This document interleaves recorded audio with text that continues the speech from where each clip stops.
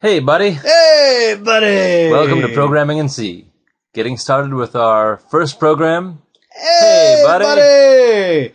If you guys recall, those of you loyal Wibbit.net viewers, in the last video, we did a basic Hey Buddy program. Because Brian and I are rebelling against Hello World. There's too much Hello World out there.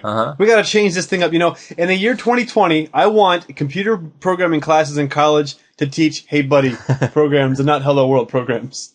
So here is the basic structure of a C program. And what we'd like to do is just kind of go over this one piece at a time, starting with this very long and scary, confusing looking phrase, preprocessor directives. Mr. Brian. So this is basically telling our program to include another program. So we're saying include this file. So there's a file that comes with the compiler, usually stdio.h. And .h means that it's a header file. And this is the C standard input and output header file. So it gives us a lot of functions to do input and output functions to the console and to files. So this statement says include everything in that library so that we can use them in our program down below. Remember how in the introduction video series we talked about dependencies? That if you were walking somewhere, you had to import your knowledge about standing before you can walk. And in this program, this is exactly what we're doing. We're importing our knowledge about communicating with the command line terminal so that our program can have this functionality. So what we move then next into the main function, which as Brian described in the last video, this is the entry point of our program. Every single C program has a main function. You can have as many functions as you want in your program. If you don't have a main function, sorry, buddy, you don't have a program. And this function returns an integer. Yes, which we'll get to in a second. So the things here, int. When we declare this as an int, we're designating the return type. So int is the data type that our operating system gets after our program executes. So we can have different codes. So Brian, like what kinds of codes can you do usually with an int? Success or fail. That's pretty much it. Yeah. You could do maybe some custom codes, but for the most part, it's standard. 0 means success, 1 means not success. Yeah. There are cases where you can have 233 represent a certain type of system error that gets handled a different way, but generally you won't find that. These are the command line parameters. So Brian, tell us about these. So when you call a function, you pass arguments.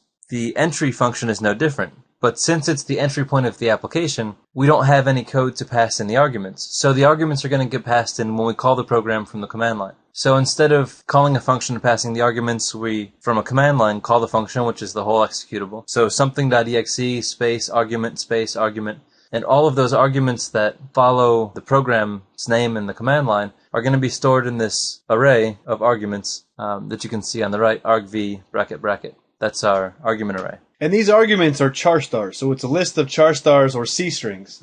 And the integer value where it says int argc, that's argument count. So that's how many arguments that you have. And we also have the open and close block. So this is saying that this section of code belongs to the main function. And as we described before, we also have this return statement. So we have return the following value back to the operating system, and then the semicolon marks the end of this program, which we will talk a little bit more about in the next video. Let's walk through piece by piece what's in a program that will write something to the screen. We told this program to include the standard input and output library. So that standard input and output library provides for us functions that we can call that will do things like write to the console. One of those functions that it provides us is the printf function. So the Or is it print function or print format? Print format function? One of the above. It writes to the console.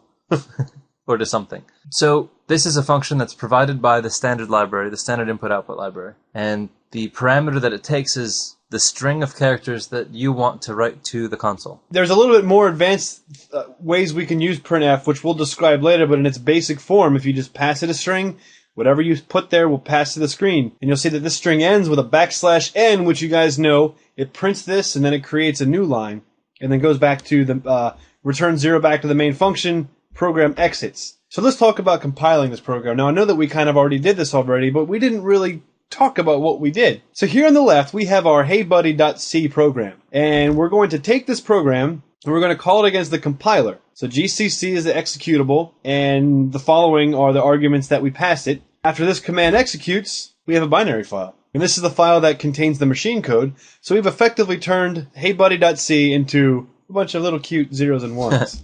So we're going to walk through this real quick just to solidify your understanding on how we're going to be using the compiler.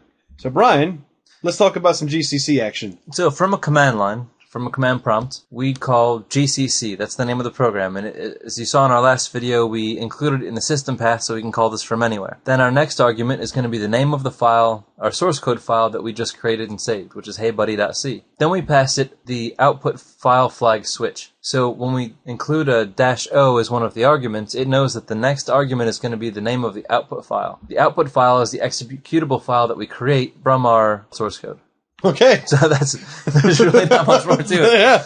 So it's about as straightforward as you can want it to be, and this is the fundamental core structure of a basic C program.